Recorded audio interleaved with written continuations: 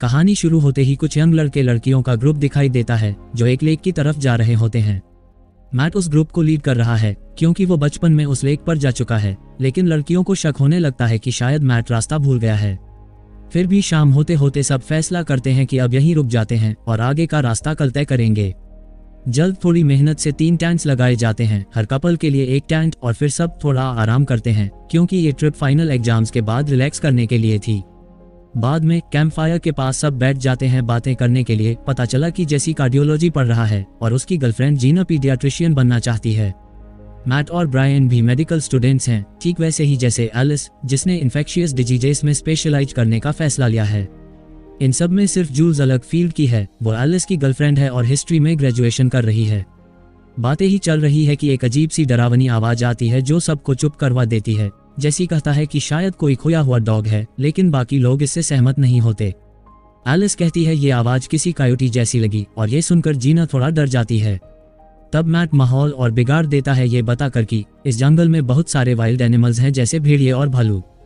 यहाँ जेसी अपनी गर्लफ्रेंड को शांत करने की कोशिश करता है, कहता है कि ये सब बेवकूफ़ जानवर हैं और इंसानों से ज़्यादा तो ये खुद डरते हैं। लेकिन जब जूल्स देखती है कि जीना ने एक ब्रांडेड कोट पहना है तो वो मजाक करती है कि जानवर तुम्हारी स्किन वापस लेना चाहेंगे। पर जीना को ये मजाक पसंद नहीं आता और वो सोने चली जाती है। अब जेसी भी उसकी बदतमीजी की शिकायत करता है और उसके पीछे जाता है और इसी के साथ पार्टी खत्म हो जाती है। टैंक में जूल्स एलिस से उसकी और ब्रायन की दोस्ती के बारे में पूछती है। एलिस कहती है कि वो दोनों बहुत क्लोज हैं पर कभी कोई रिलेशन नहीं रहा। फिर बात आती है कमिंग आउट की। दोनों की परवरिश बहुत अलग तरीके से हुई है, इसलिए ये टॉपिक थोड़ा सेंसिटिव है। एलिस अपनी माँ के जाने के बाद अपने पापा के बहुत करीब हो गई थी और उसे पता है कि उसके पापा ये बात बर्दाश्त नहीं कर पाएंगे कि उसकी बेटी गै है। उधर दूसरे टेंट में बाकी लोग एलिस और जूल्स के बारे में बातें कर रहे होते हैं। जीना को थोड़ा इनसिक्योर फील होता है क्योंकि एलिस पहले जेसी के साथ रह चुकी थी। दूसरी ओर रोमांटिक बातों के बीच मैट ब्रायन को एक एंगेजमेंट रिंग देता है, जिसे देख वो बहुत इमोशनल हो जाती है और तुरंत हाँ कर देती है। कुछ देर बाद मैट कहता है कि उसे टॉयलेट जाना है और वो टैंक से बाहर चला जाता है। रात बहुत शांत है, इसलिए कोई भी हलचल आसानी से सुनाई देती है।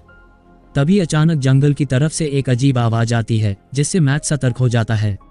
फिर एक इंसान जैसे दिखने वाला क्रिएचर 4 पैरों पर दौड़ता हुआ आता है और इतनी तेजी से मैट पर झपटता है कि वो मदद के लिए चिल्लाने का भी मौका नहीं पाता। वो जानवर उसे जमीन पर गिरा देता है और उसके पेट की अंतड़ियां बाहर निकाल देता है। ब्रायन उस समय अंगूठी देख रही होती है, लेकिन जब मैट काफी देर तक नहीं लौटता तो वो एक लैंप लेकर उसे ढूंढने निकलती है। कैंपसाइट से थोड़ी दूरी पर वो एक बहुत ही भयानक नजारा देखती है। एक मॉन्स्टर किसी इंसान की बॉडी के टुकड़े खा रहा होता है। जब वो गौर से देखती है तो समझ जाती है कि ये मैट की बॉडी है। उसका खून जम जाता है जब वो देखती है कि वो क्रिएचर अब उसे भी देख रहा है। अब जैसे ही वो डरावना चेहरा उसकी तरफ मुड़ता है, ब्रायन की चीख निकल जाती है। उसके चिल्लाने की आवाज सुनकर बाकी 4 लोग उठ जाते हैं। सब लैंप उठाते हैं और उसे ढूंढने निकलते हैं। बाद में जेसी और एलिस को ब्रायन बेहोश हालत में जमीन पर मिलती है। उसके चेहरे पर चोट है लेकिन वो अभी जिंदा है। एलिस घबरा जाती है और कहती है कि उसे तुरंत हॉस्पिटल ले जाना पड़ेगा। तभी जूल्स को जमीन पर गिरा हुआ लैंप दिखता है और जैसे ही वो उसे उठाती है, उसकी रोशनी मैट की कटी फटी बॉडी पर पड़ती है और ये सीन देखकर सब शॉक में आ जाते हैं।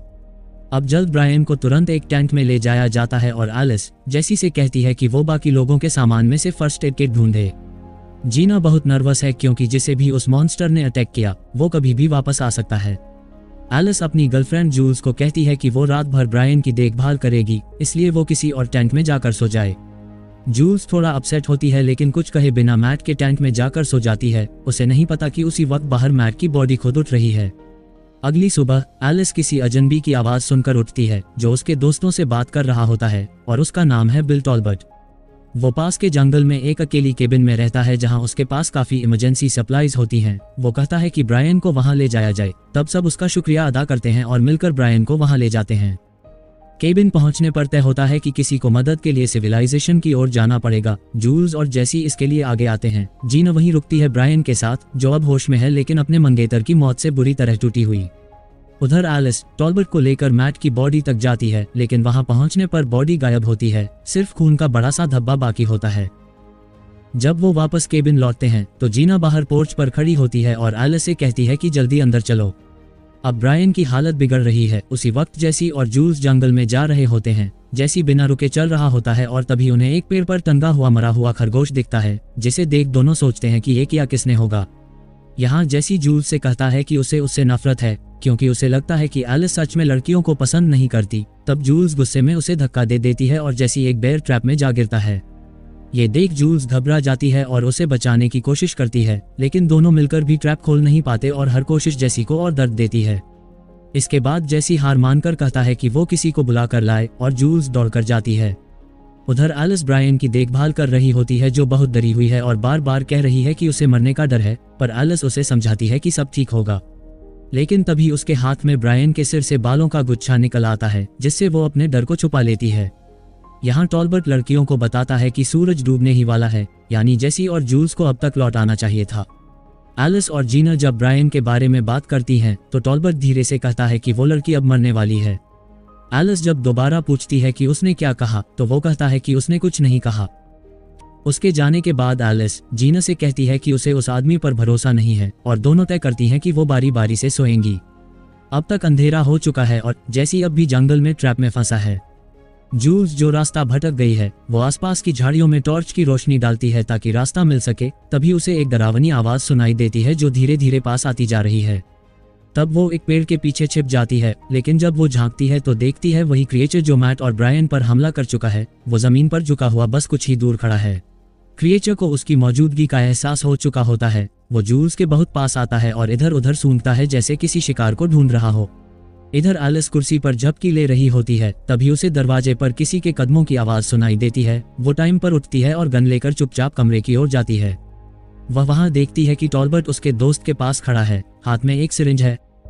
टॉलबर्ट कहता है कि ये सिर्फ एंटीबायोटिक्स हैं, लेकिन एलिस को यकीन नहीं होता और वो उसे पीछे हटने को कहती है। कुछ सेकंड की झिझक के बाद टॉलबर्ट कहता है कि उसके पास कोई चॉइस नहीं है और वो सिरिंज लेकर ब्रायन की गर्दन की ओर बढ़ता है। तभी एलिस ट्रिगर दबा देती है और गोली टॉलबर्ट को हल्की छूती है जिससे वो बेहोश हो जाता है, पर गोली की आवाज से जीना भी जाग जाती है। जंगल में जूल्स उस क्रिएचर के दूर जाने का इंतजार करती है और फिर वहां से भाग जाती है। इधर एलिस और जीना बेहोश टॉलबर्ट की चोट पर पट्टी कर रहे होते हैं, तभी बाहर से अजीब सी आवाजें आने लगती हैं। अब एलिस गुस्से में आकर बाहर चेक करने निकलती है क्योंकि जीना किसी भी सिचुएशन में सही डिसीजन नहीं ले पाती। वो जैसे ही दरवाजा खोलती है, क्रिएचर केबिन से करीब 100 मीटर की दूरी पर होता है और उसी वक्त टॉलबर्ट होश में आ जाता है। टॉलबर्ट बताता है कि ब्रायन एक लाइलाज वायरस से इन्फेक्टेड हो चुकी है और जल्दी ही वो किसी इंसान जैसी चीज नहीं रहेगी। फिर वो चिल्लाकर जीना से कहता है कि वो तुरंत जाकर अपनी दोस्त को गोली मार दे, वरना सभी के लिए बहुत देर हो जाएगी। तब घबराकर जीना गलती से गोली चला देती है, लेकिन गोली जाकर लिविंग रूम के बुकशेल्फ में लगती है और इसी अफरा तफरी का फायदा उठाकर टॉलबर्ट वहां से भाग निकलता है और बाहर पोर्च पर एलिस से टकरा जाता है। यहाँ जीना उसे सब कुछ बता देती है जो टॉलबर्ट ने कहा, लेकिन एलिस ज्यादा ध्यान नहीं देती और कहती है कि वो पागल है। तभी उसे फर्श के एक हिस्से में कुछ अजीब लगता है और वहां कारपेट हटाकर एक बड़ा सा छिपा हुआ ट्रैप डोर मिल जाता है। जीना डरती है नीचे जाने से, इसलिए वो उसके पीछे चली जाती है। नीचे तहखाने में उन्हें एक कोने में हथकड़ी लगी चारपाई और टेबल पर कुछ बहुत तेज ट्रैंक्विलाइजर की बोतलें मिलती हैं। एलिस कहती है कि टॉलबर्ट ने शायद किसी को लंबे वक्त तक यहाँ बंद रखा था। तभी कोई ऊपर दरवाजा पीटता है और एलिस को याद आता है कि जीना गन नीचे नहीं लाई। वो जल्दी से ऊपर जाकर हथियार उठा लेती है और पूछती है कौन है, लेकिन जूल्स की आवाज सुनते ही दरवाजा खोल देती है। तब जूल्स रोते हुए उसे गले लगाती है और जेसी के साथ हुए हादसे के बारे में बताने लगती है। उधर जेसी अभी भी जंगल में दर्द से तड़प रहा होता है। तभी वही क्रिएचर उसके पास आकर गुर्राने लगता है। जब वो बहुत पास आता है तो जेसी पहचान लेता है कि वो मैट है, लेकिन मैट अब उस पर हमला कर देता है और उसे नोचकर खाने लगता है। अगली सुबह एलिस और जूल्स जेसी को ढूंढने निकलते हैं, जबकि जीना ब्रायन के साथ केबिन में रुकती है। उधर एलिस को जेसी की बॉडी मिलती है और वो बताती है कि उसमें अभी भी थोड़ी सी धड़कन है, यानी वो टेक्निकली जिंदा है। तब वो टॉलबर्ट के केबिन से चुराए गए टूल से ट्रैप खोलती है और दोनों उसे उठाकर ले चलती हैं, पर रास्ते में जूल्स थकाकर थोड़ा रुकने के लिए कहती है। ब्रेक के बाद दोनों जेसी को केबिन तक वापस लाती हैं और जीना उसे देखकर घबरा जाती है। एलिस बताती है कि उसके हिसाब से ये किसी जानवर के काटने से फैलने वाला वायरस है और ब्रायन और जेसी दोनों को हॉस्पिटल ले जाना जरूरी है। अब अंधेरा होने वाला है, इसलिए वो अगली सुबह ही निकल पाएंगे और फिर से तय होता है कि सब बारी बारी से पहरा देंगे। लेकिन बाद में जूल्स खुद भी कुछ देर बाद सो जाती है। तभी कोई घुसपैठिया उसके हाथ से गन निकाल लेता है और एलिस के माथे पर तान देता है, पर उसी वक्त बेडरूम में जेसी की आंखें अचानक खुल जाती हैं। अब एलिस चौंक कर जाग जाती है और सामने टॉलबर्ट को देखकर घबरा जाती है जो गन ताने खड़ा होता है। वो एलिस को डांटता है कि उसने उसकी बातों को क्यों नहीं सुना और कहता है कि वो अपने बेटे की हिफाजत के लिए कुछ भी कर सकता है।